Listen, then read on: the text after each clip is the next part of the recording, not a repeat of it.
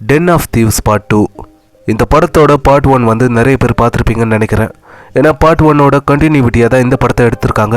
அப்படி இந்த பார்ட் 1ல் படம் பார்க்குறதுக்கு நல்லாயிருக்கும். ஆனால் படம் கொஞ்சம் ஸ்லோவாக இருக்கும். ஆனால் கிளைமேக்ஸில் ஒரு ட்விஸ்ட் ஒன்று வச்சுருப்பாங்க. அந்த ட்விஸ்ட் வந்து ஒரு பயங்கரமான ஒரு ட்விஸ்ட்டாக இருந்துச்சு.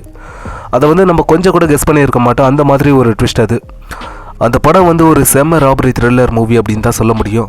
அதோட பார்ட் 2வாக இப்போ இந்த படம் வந்திருக்கு. இந்த படம் எப்படி இருக்குன்னு இந்த வீடியோவில் பார்க்க போகிறோம். இந்த படத்தோட கதை அப்படின்னா, ஆனால் இந்த பார்ட் 2ல் பார்ட் 1ல் இருந்த 2 ஆக்டர்ஸ் இதில் போட்டிருக்காங்க. அது யார் அப்படின்னா ஹீரோ அப்புறம் வில்லன் மட்டும்தான். மற்றவங்க எல்லாரையும் இந்த புது ஆளுங்களாக போட்டிருக்காங்க இந்த பார்ட் 2ல். இந்த படத்தோட கதை எங்கே இருந்து ஆரம்பிக்குது அப்படின்னா, இப்போ ஹீரோ வந்து போன பாகத்தில் ஒரு போலீஸாக இருந்து மற்றவங்கள துரத்திக்கிட்டு போவார். ஆனால் இந்த பாகத்தில் ஹீரோவை போலீஸ்காரங்க எல்லாருமே துரத்திக்கிட்டு வருவாங்க. அது எதுக்காக அப்படின்னா, இந்த வில்லன்கிட்ட போய் ஹீரோ வந்து இந்த மாதிரி நான் நிறைய விஷயங்களை இழந்தாச்சு, அதனால் எனக்கு பணம் தேவைப்படுது, உங்க கூட சேர்ந்து நான் அந்த டைமண்டை கொள்ளையடிச்சு தரேன், எனக்கும் பங்கு தரணும் அப்படின்னு சொல்லிட்டு இப்போ ஹீரோ அந்த வில்லன் இவங்க எல்லாரும் சேர்ந்து அந்த டைமண்டை எப்படி கொள்ளையடிச்சாங்க, அப்படி கொள்ளையடிச்சதுக்கப்புறம் போலீஸ்கிட்ட மாட்டாமல் எப்படி தப்பிச்சாங்க அப்படிங்கிற இதெல்லாம் தான் இந்த படத்தோட கதை. இப்போ இந்த படம் எப்படி இருக்குது அப்படின்னா, இந்த படத்தோட பார்ட் 1ல் கூட கொஞ்சம் தான் படம் ஸ்லோவாக இருந்துச்சு. ஆனால் இந்த படம் வந்து ரொம்ப ஸ்லோவாக இருக்குது.